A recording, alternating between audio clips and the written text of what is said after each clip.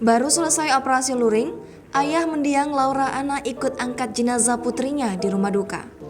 Suasana rumah duka Adelenyi Laura Anna telah menyebar di berbagai media sosial.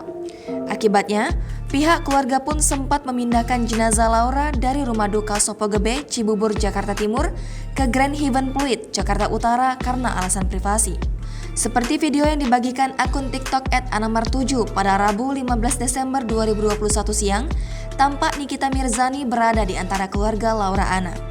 Sosok wanita yang diduga ibunda Laura terlihat menangis sambil memeluk kerabat dengan wajah merah padam.